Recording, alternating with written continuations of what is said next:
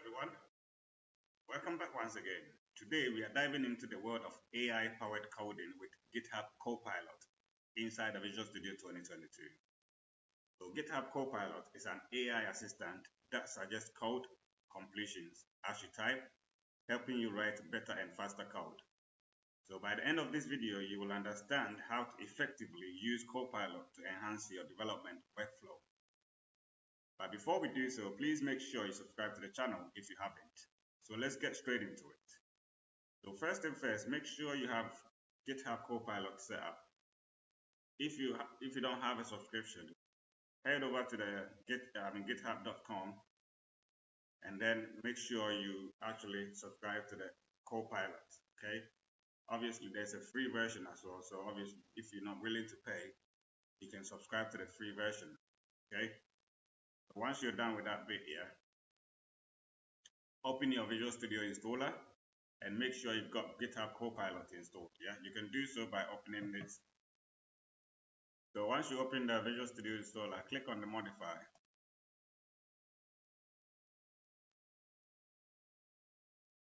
Here on the workflow side, make sure you select the individual components and then type in Copilot.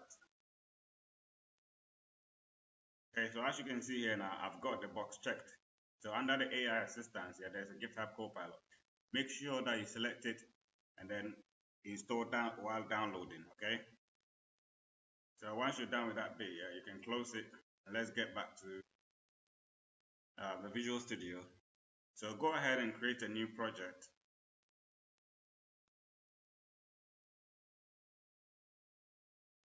So here on the new project side, you can select solution. So it's a blank solution, You can select it and you give it a name, whatever name that you want. Click on the next and then create it. So once you create, as you can see here, I've given my solution a name, which is GitHub Copilot. That's the solution name. Okay.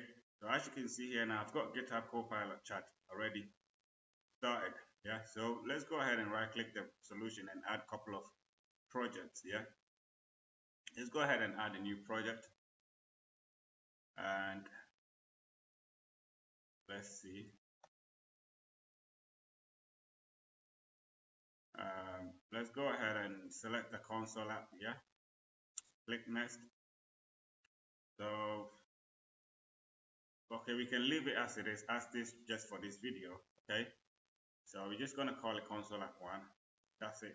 So let's go ahead and click on next. So here, obviously, you can select what framework that is applicable to you. In this case here, for this video, we're just going to leave it as it is. Okay. So let's go ahead and click on create.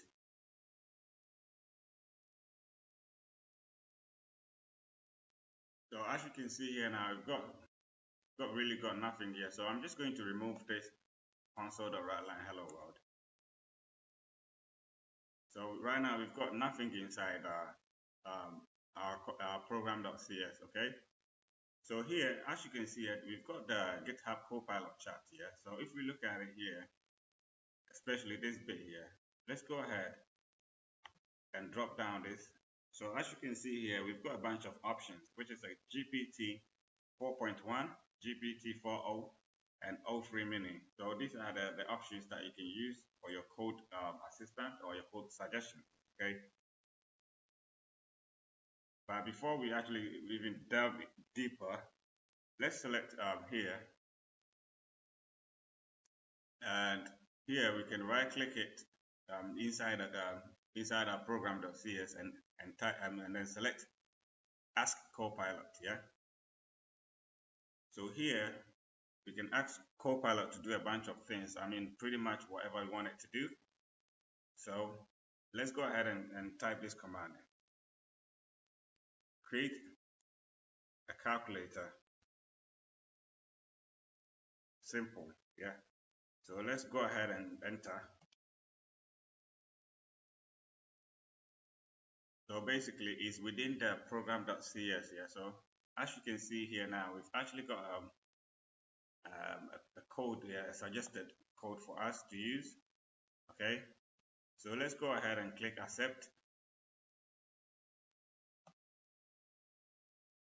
accept. So this is what we get. Yeah, so actually we've got a calculator created for us. So it's very simple. So it's actually saying it's a simple calculator. First enter your first number, and let's go ahead and run it to see what actually comes out of it. Okay.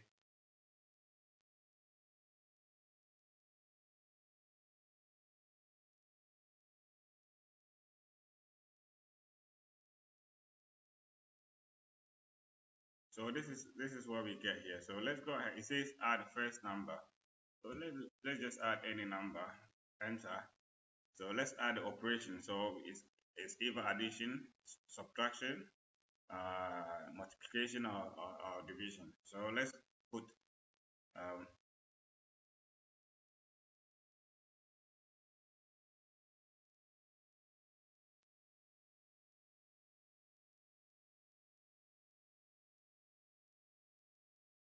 so let's put multiplication and then enter. So let's add our second number 20, then enter. So basically it's just a 120 times 20. So that gives us 2,400. Okay. So basically that's the basic arithmetic that we've just done. So the next bit here is let's come inside the chart here. So here you can use the at to select the workspace here. Basically the workspace is the whole solution. So you can select a particular project, or you can even select a particular file inside a project. So let's go ahead and select the project. We can do so by using the hashtag and then console@one.cs project. So basically we've actually selected the project now. So let's go ahead and add this command. So let's say add more functionalities.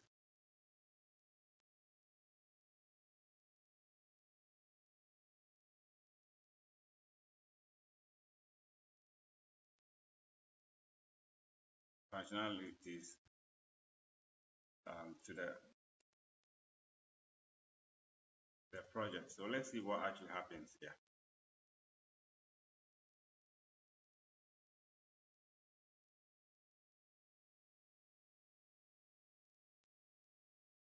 So as you can certainly add more functionality to your project, you can include useful NuGet packages that enhance development, diagnostic, and user experience. Here is an updated.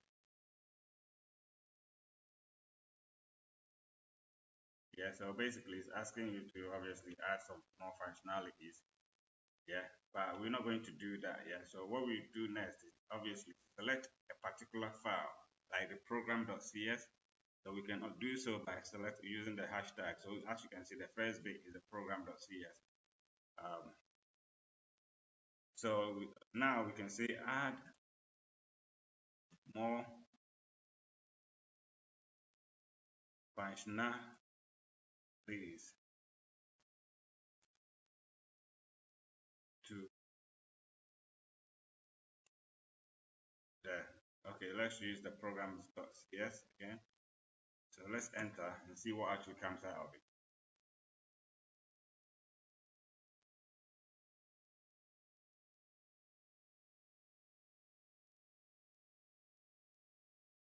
So yes, so certainly, so we're going to is going to add a support for more operators of modules like percentage, exponentiation, and square roots. Okay, and then so this is the new code that we've actually been given.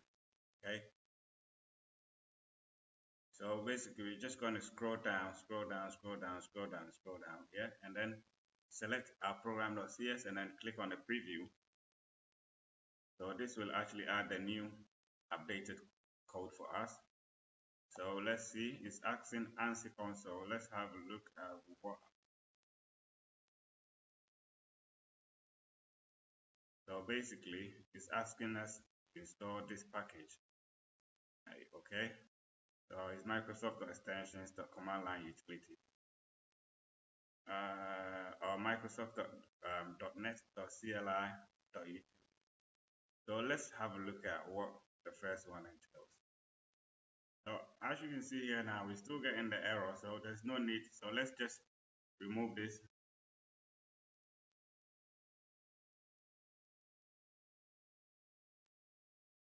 Yeah, so then remove the using statement as well. Okay, so let's scroll down and see what is actually happening here. So as you can see here now, we're still getting this error.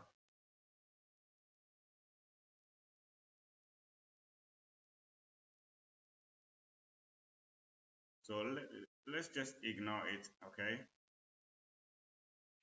But as you can see, you see what I'm trying to do.